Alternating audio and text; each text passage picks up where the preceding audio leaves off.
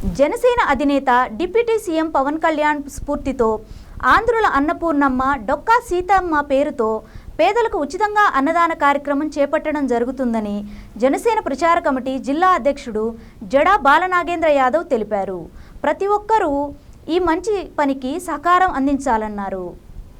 జనసేన ప్రచార కమిటీ జిల్లా అధ్యక్షుడు జడా బాలనాగేంద్ర యాదవ్ ఆధ్వర్యంలో ఒంగోలు నగరంలోని 28వ డివిజన్ నందు గల కొండయ్య బంక్ వద్ద డొక్కా సీతమ్మ పేరుతో ఏర్పాటు చేసిన ఉచిత అన్నదాన కేంద్రం వద్ద రెండవ రోజు దాత మూడుబోయిన యశ్వంత్ పుట్టినరోజు సందర్భంగా అన్నదానం చేశారు.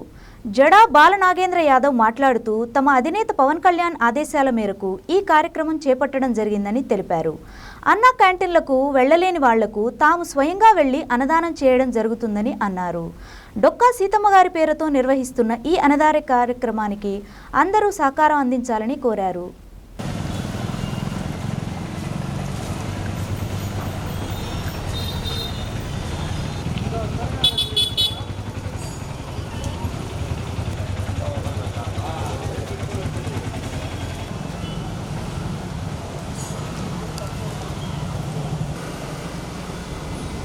ఆడుకొచ్చారు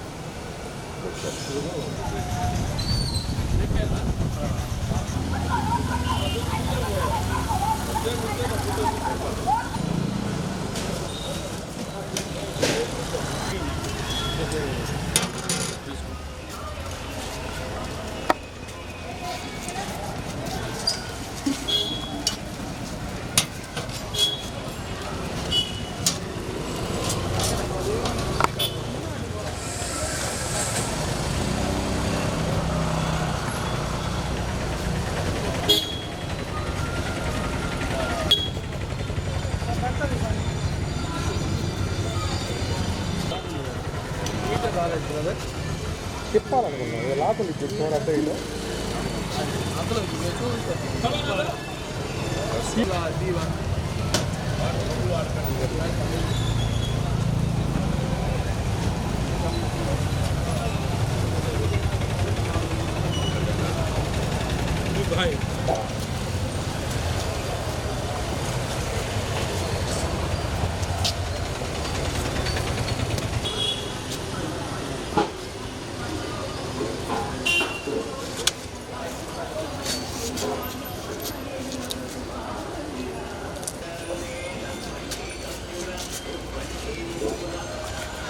పంతుల మునుపులు అటు నుంచి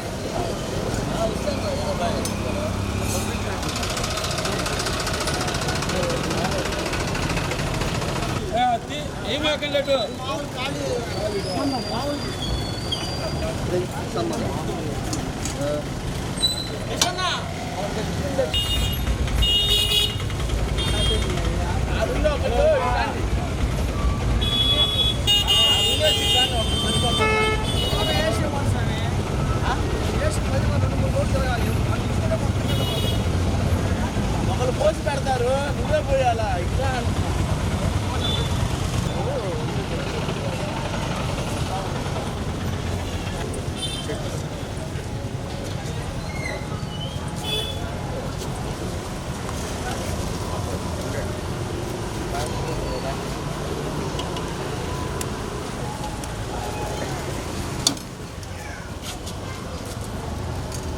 డొక్కా సీతమ్మ మొబైల్ క్యాంటీను రెండో రోజు ప్రారంభం జరిగింది.